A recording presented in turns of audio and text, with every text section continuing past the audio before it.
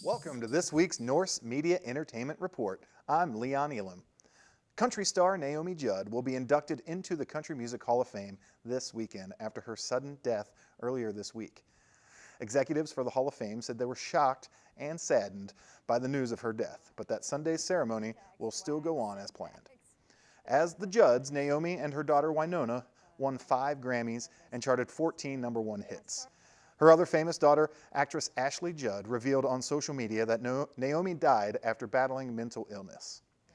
Naomi Judd's death comes at a time the legendary country duo was making a return to the public eye, including an upcoming tour. Winona is expected to attend the ceremony.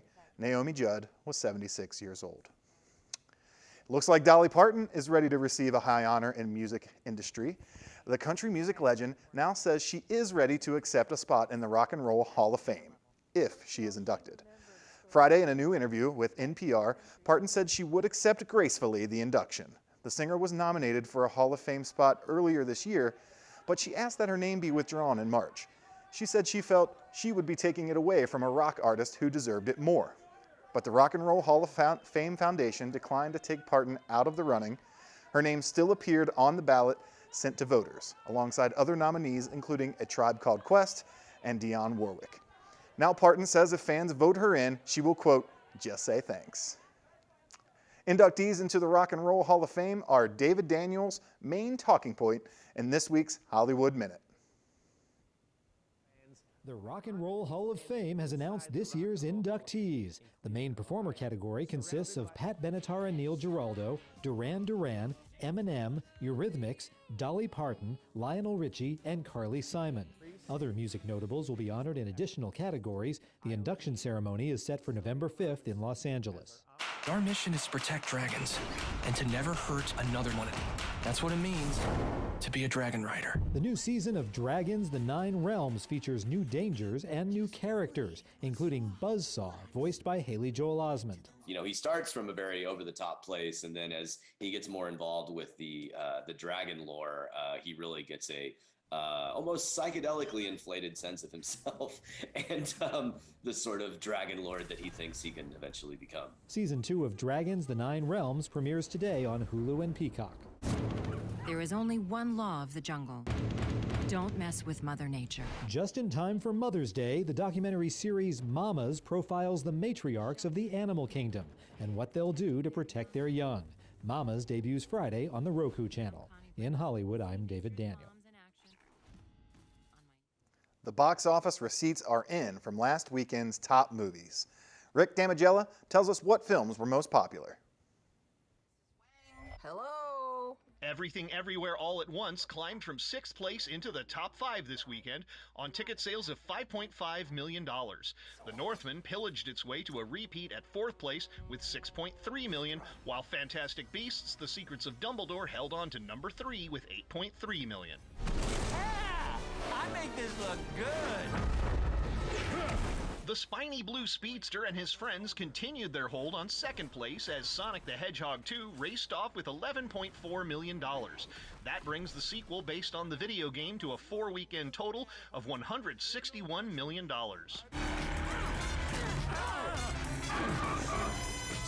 You want some cake? You seem a little hangry.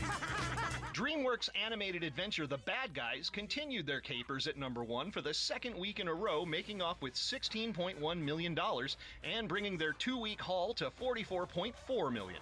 In Hollywood, I'm Rick Damigella.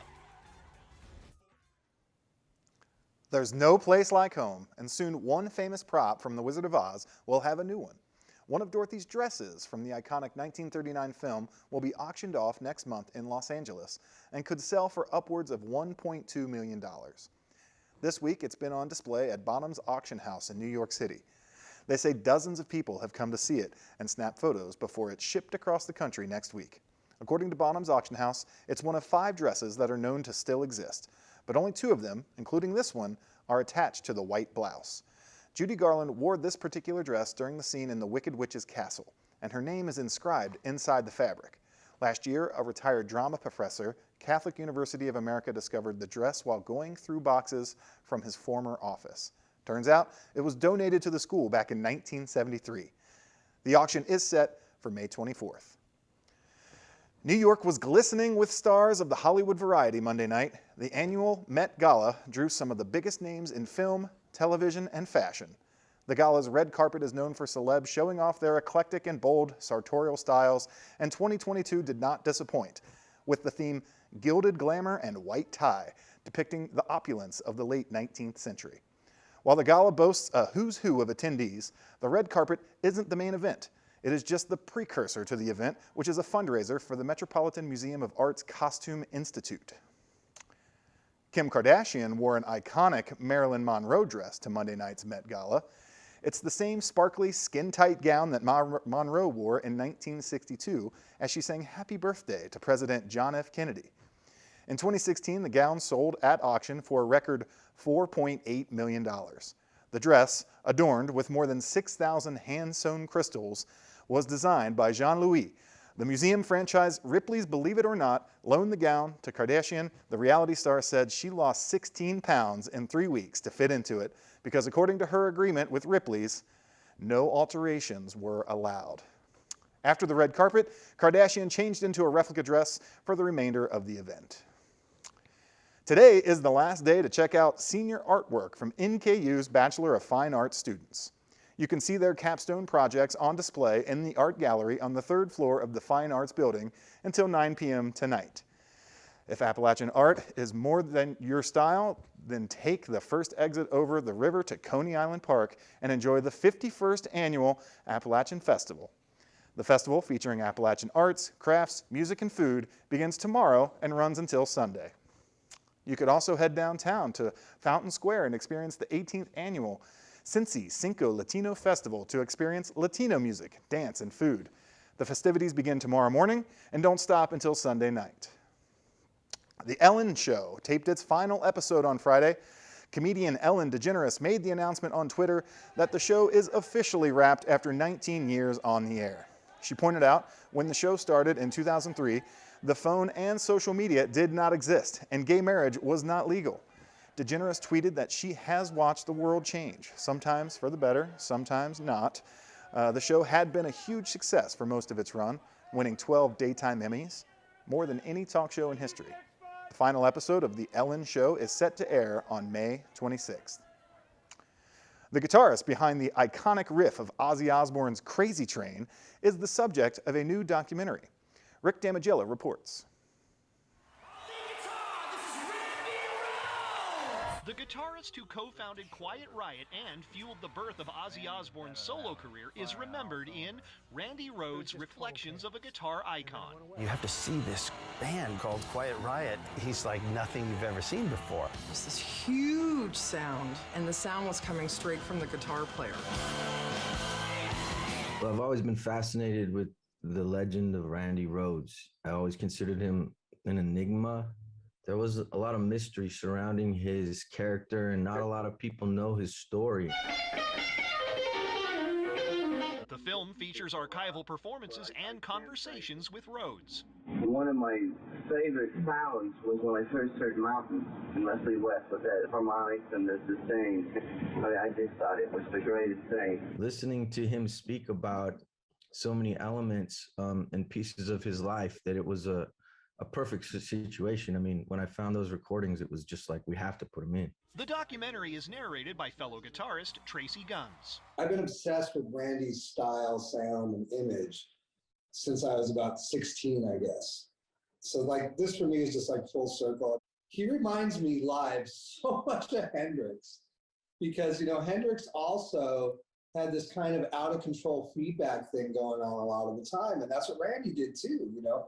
They played different styles of music, obviously, but they were both always like kind of harnessing the power of this fire-breathing dragon.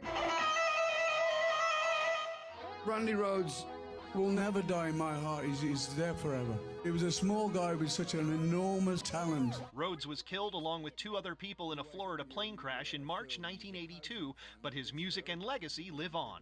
Randy was the light, and everyone gravitated to the light. In Hollywood, I'm Rick Damigella. The first 2 Quiet Riot albums featuring Randy Rhoads on guitar have never been released officially outside of Japan. A European record label announced in March that Quiet Riot 1 and Quiet Riot 2 will be reissued on CD and vinyl later this year. Hollywood actress Angelina Jolie visited the Lviv region of Ukraine this week as a United Nations Goodwill Ambassador. She visited children affected and traumatized by Russian missile strikes. Jolie listened to their stories and thanked volunteers who provided medical and psychological assistance. Actor Benedict Cumberbatch revealed he's opened his home in the United Kingdom to a Ukrainian family that fled the Russian invasion. He was talking to a TV station at the London premiere of his new Doctor Strange movie this week. He's hosting the family with the help of refugees at home and praised the nonprofit group for providing mental support to refugees. He said the family in his home is undergoing some medical treatment and he wants to give them stability after the turmoil they've been through. He also said he's helping some Ukrainian nationals who are UK citizens as they house their extended families. The Ukrainian city of Lviv has largely been spared so far by the full force of Russia's invasion of the country. It's now become a refuge for many fleeing the front lines and the war the residents are trying to retain some semblance of normality.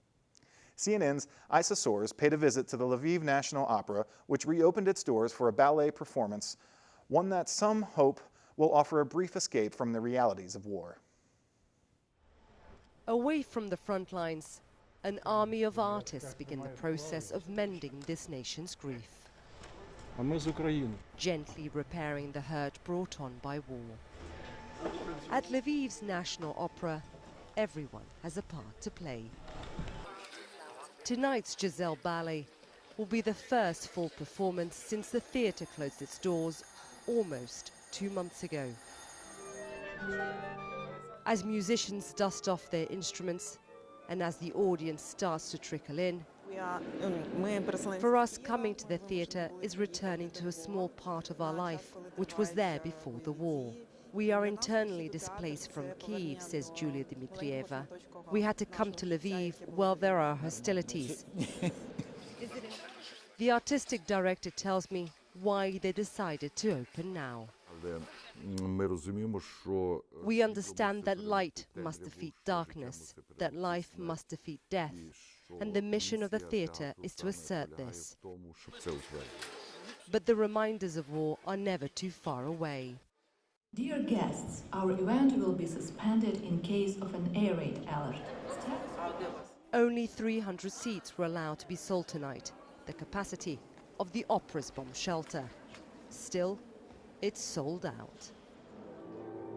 It's only minutes now until that curtain opens and you can feel the tension because this performance is extra special. For a few hours, nothing else matters.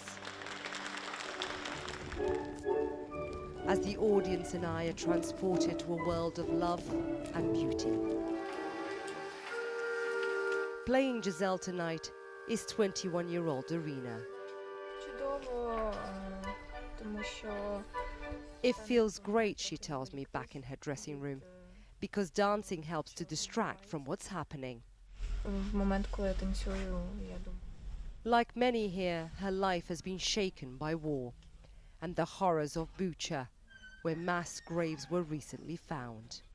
My mum and my grandmother and her sister survived occupation in Bucha, she tells me. Now she's in safety in Poland, restoring her nerves.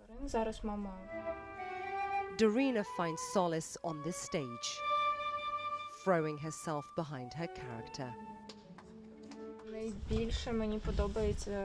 All the negative emotions which accumulate for a long time flow out, she tells me. A cathartic performance for both those on and off stage, offering comfort to those who need it most, in the hope they can lift, if only just briefly, this nation's aching soul. Isa Soares, CNN, Lviv, Ukraine. Thank you for watching this week's Norse Media Entertainment Report. You can find us on Twitter at NKU World Report and at Norse Media. Stay classy, NKU.